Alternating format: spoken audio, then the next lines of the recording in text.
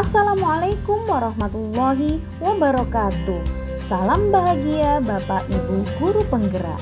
Saya Dita Ratna Febrianti, CGP Angkatan 9 dari Kota Surabaya, akan melakukan demonstrasi kontekstual modul 2.3, melakukan praktek coaching untuk supervisi akademik.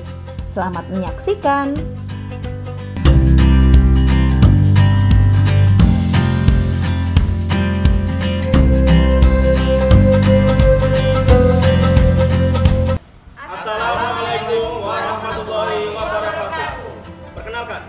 Kami dari CGP Angkatan 9 Kecamatan Wonocolo, Kota Surabaya. Bapak Dita, Ila, Rahman. Kami akan melakukan demonstrasi kontekstual modul 2.3. selamat menyaksikan.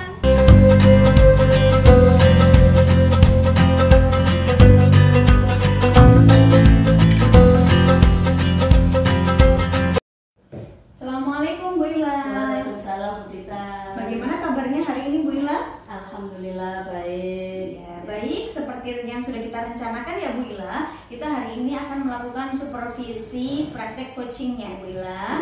Ya, sudah siap Bu Ila? Insya Allah siap. Ya, sudah terlihat sekali auranya bahwa Bu Ila hari ini sangat siap untuk mengikuti kegiatan supervisi hari ini ya Bu Ila.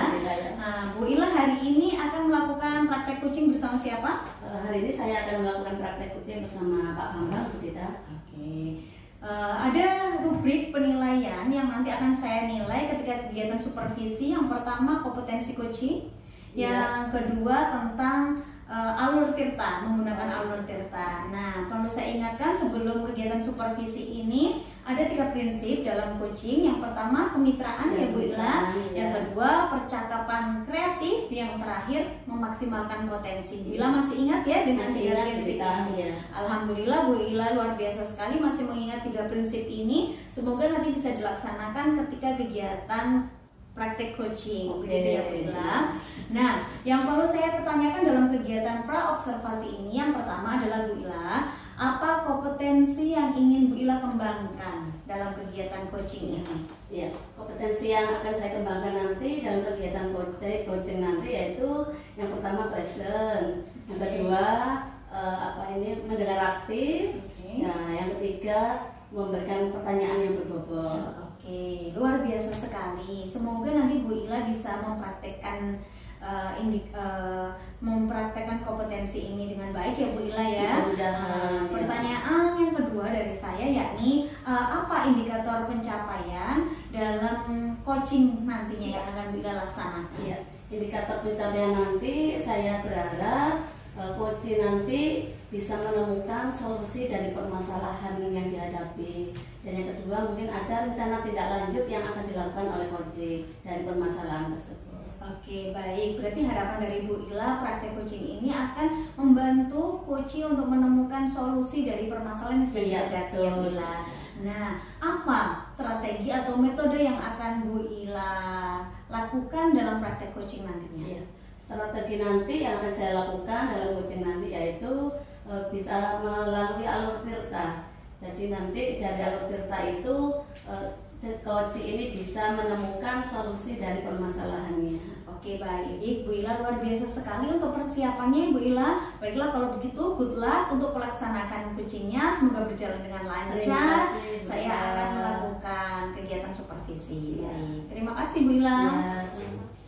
Assalamualaikum Pak Bambang. Waalaikumsalam Bu Ila.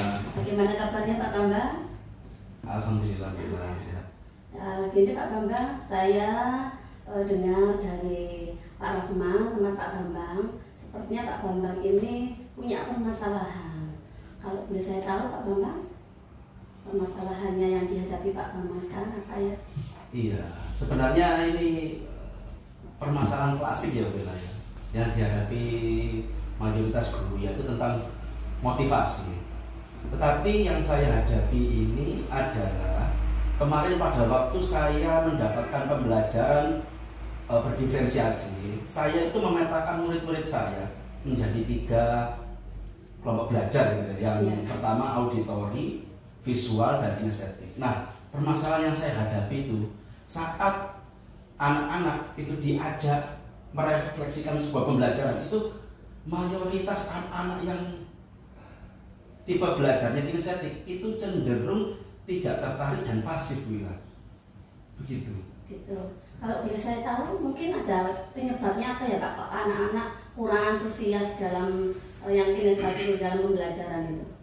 Ya, yang saya lihat memang anak-anak kinestetik itu kan tidak pandai berkata-kata begitu ya Bu ya. Tidak seneng ngomong gitu. Makanya mereka itu lebih seneng kalau diajak bermain, praktek, kemudian menyibukkan diri dengan aktivitas-aktivitas di luar ruangan, seperti itu Bu. Terus kalau melihat dari anak yang seperti itu, menurut Pak Bambang, kalau dilihat dari nilai skala 1 sampai 10, kira-kira skala berapa ini? Ya, kalau di nilai 1 sampai 10 itu saya mungkin di angka 6 Bu Ila. Di angka 6. Di angka 6 ya. Terus untuk target Pak Bambang bagaimana? Berapa skala yang diharapkan nanti supaya anak yang kinestetik ini bisa antusias dalam melakukan pembelajaran?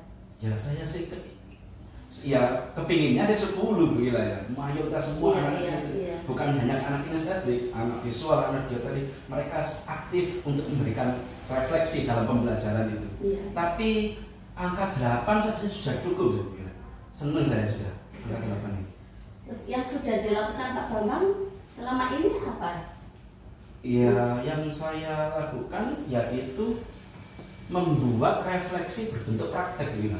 Untuk menarik anak-anak yang anak-anak kinestetik terutama ya, untuk melakukan refleksi itu saya refleksinya dengan praktek. Oh gitu. Contoh misalnya di sebuah kelompok di kelas 3 itu wilayah ada sekitar 7 sampai 8 anak itu yang kinestetik. Itu kalau sudah mulai masuk ke dalam refleksi, ya tidak semua anak, sekitar 5 anak itu saya suruh praktek di depan teman-temannya, begitu bilang. Iya. Jadi ini saya melihat Pak Bambang ini punya permasalahan anak yang kinestetik kurang dalam melakukan pembelajaran itu kalau di skala nilai itu masih 6 ya, iya, dan ingin mencapai nilai 8 dengan yang sudah pernah dilakukan yaitu dengan praktek langsung di depan anak-anak gitu ya. Iya. Terus dari praktek itu apakah anak-anak sudah mulai menunjukkan keaktifannya atau bagaimana Pak Bambang? Oh iya Bina, jadi karena mereka itu kinestetik, mereka itu hanya bisa melakukan refleksi dengan praktek itu. Jadi mereka itu ya memang diarahkan untuk praktek agar mereka terlibat dalam fase refleksi. Cuma memang ada beberapa kesempatan yang mereka bosan itu harus ada penekanan sedikit pada anak gitu. Ada nanti kamu nanti kamu kalau nggak ikut refleksi pada waktu kalian mengerjakan soal nanti kalau nggak bisa. Ini sudah gampang, kamu tidak usah menjelaskan, kamu langsung saja praktek, tidak usah ngomong. Akhirnya saya rayu, saya tekan sedikit begitu. Iya.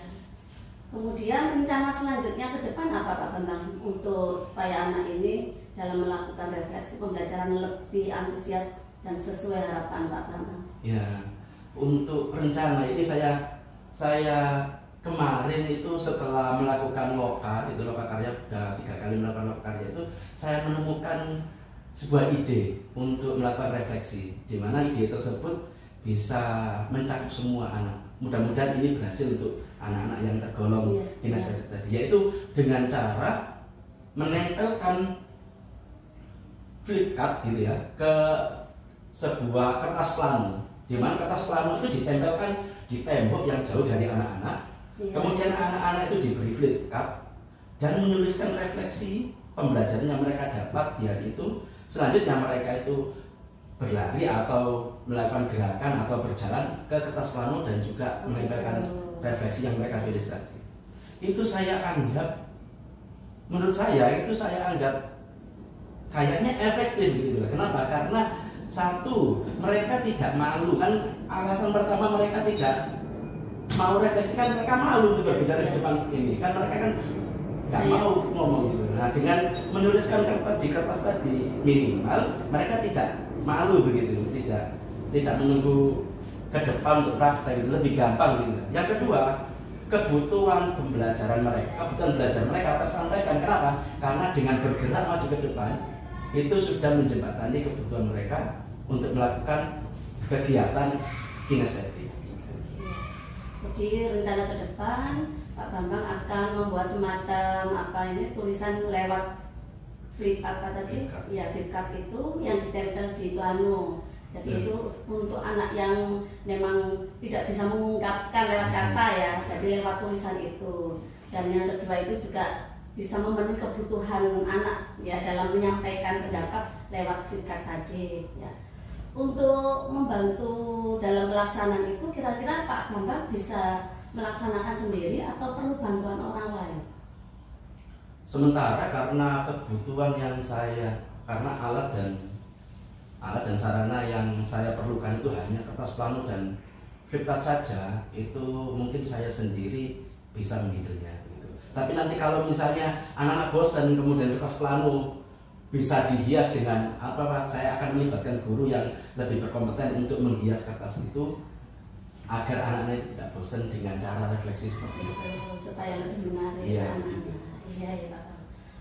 Untuk yang terakhir Pak Bambang, komitmen apa yang Pak Bambang harapkan nanti dengan pelaksanaan dari anak-anak supaya bisa melaksanakan pembelajaran yang lebih efektif lagi ke depannya nanti?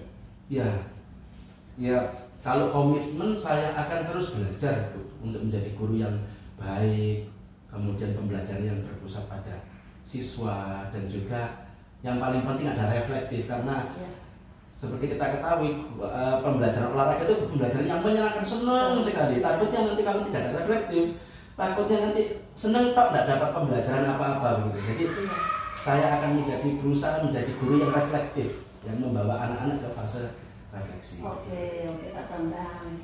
Yang terakhir Pak Bambang ya, bagaimana nih refleksi dengan adanya coaching ini yang sudah kita lakukan? Apakah Pak Bambang sudah merasakan bagaimana ini? Alhamdulillah, akhirnya dengan coaching seperti ini saya terbantu untuk menemukan masalah saya sendiri. Saya menjadi Bu Ila sebagai penguat saya untuk merencanakan sesuatu yang sudah ada di bayang-bayang saya, tapi saya sempat ragu-ragu begitu. Alhamdulillah sekarang sudah yakin, insya Allah yakin dan akan saya pakai. Itu ya Pak ya. Ya, mudah-mudahan nanti apa yang dilakukan Pak Bambang nanti rencana lain dilakukan ke depan bisa berhasil dengan baik ya Pak Bambang ya. Dan anak-anak sesuai dengan harapan yang tadi maksimal 10 atau minimal 8 ya, nilainya 8 itu. Ya, terima kasih Pak Bambang, mudah-mudahan berhasil ya dalam melakukan pembelajaran yang lebih efektif ke anak-anak. Terima kasih Bu Ila. Ya, sama-sama Pak Bambang. Alhamdulillah ya Bu Ila, sudah selesai sesi coaching pada hari ini. Bagaimana perasaan Bu Ila setelah melakukan praktik coaching pada hari ini? Ya, Alhamdulillah Bu Dita, saya lega sekali karena sudah bisa membantu Pak Bambang dalam melakukan coaching sehingga bisa menemukan solusinya dari permasalahan yang Pak Bambang hadapi. Alhamdulillah lega ya Bu Ila, dari pengamatan saya hari ini bahwa Bu Ila dalam praktik coaching mengalir seperti air, seperti akronim dari Tirta yaitu air. Bu Ila bisa melakukan sesi praktik coaching pada hari ini mengalir seperti air menggunakan alur Tirta dengan baik dan berjalan dengan rapi, begitu ya Bu Ila. Pertanyaan saya setelah kegiatan praktik coaching ini yaitu apakah dalam praktik coaching tadi Bu Ila sudah berhasil mengembangkan kompetensi dalam praktik coaching? Sudah Bu Dita, saya sudah melakukan kompetensi dan coaching yaitu sebagai mendengar coaching dan juga memberikan pertanyaan berbobot kepada coaching. Baik, luar biasa sekali, bagus ya Bu Ila sudah melakukan mengembangkan kompetensi coaching dengan baik. Ya, ada 2, begitu ya Bu Ila. Iya. Nah, indikator ketercapaian menurut Bu Ila, indikator ketercapaian dalam praktik coaching ini apa sih Bu Ila? Indikatornya si coaching ini bisa menemukan ide, menemukan sendiri solusi dari permasalahan yang dihadapi oleh coaching. Oke, baik Bu Ila. Di sini saya akan membacakan data dari hasil percakapan praktek coaching yang sudah Bu Ila lakukan tadi dengan Pak Bambang ya Bu Ila. Yang pertama, pada awal percakapan, coaching tadi awalnya merasa bingung terhadap permasalahan yang sedang dihadapi. Nah, selanjutnya Bu Ila melakukan pertanyaan pemantik, mengajukan pertanyaan pemantik dengan apa harapannya, apa tujuannya, begitu akhirnya membuat coaching menjadi berpikir dan menggali potensi yang ada pada dirinya. Lalu Bu Ila melakukan identifikasi, begitu ya, melakukan identifikasi masalah, mengajukan beberapa pertanyaan berbobot, mengajukan pertanyaan terbuka, sehingga berhasil membantu coaching untuk menemukan solusi dari permasalahannya, begitu ya Bu Ila. Iya, betul. Akhirnya seorang coaching ini, Pak Bambang, berhasil menyampaikan rencana yang akan dilakukan ke depannya atas menghadapi dari permasalahan yang sudah dihadapi Pak Bambang, begitu ya Bu Ila. Dan coaching melakukan tanggung jawab penuh dengan komitmen yang sudah dibuat, begitu ya Bu Ila. Kurang lebihnya catatan data hasil praktik coaching yang sudah saya tuliskan Bu Ila. Nah, selain yang saya paparkan tadi di atas, nih menurut Bu Ila apa kompetensi yang ingin Bu Ila semakin kembangkan setelah praktek coaching pada hari ini? Iya, gini Bu Dita, setelah saya melakukan praktek coaching ini, kedepannya saya ingin melakukan 3 kompetensi itu semuanya ya, yaitu kehadiran penuh, ya, kemudian mendengarkan aktif, dan yang ketiga memberikan pertanyaan yang berbobot kepada coaching. Oke, baik Bu Ila, luar biasa sekali rencana Bu Ila ke depannya untuk mengembangkan diri Bu Ila dalam mengembangkan prinsip-prinsip dalam praktik coaching ya Bu Ila ya. Semoga praktik coaching ini membawa kebaikan untuk rekan sejawat Bu Ila, untuk murid-murid Bu Ila, dan membawa transformasi pendidikan Indonesia ini untuk lebih maju ya Bu Ila ya. Alhamdulillah sesi observasi pada hari ini sudah selesai ya Bu Ila. Sudah lega rasanya kan Bu Ila. Alhamdulillah berjalan dengan baik. Bu Ila sudah luar biasa sekali. Terima kasih banyak pengalamannya Bu Ila. Terima kasih Bu Dita. Wassalamualaikum. Waalaikumsalam.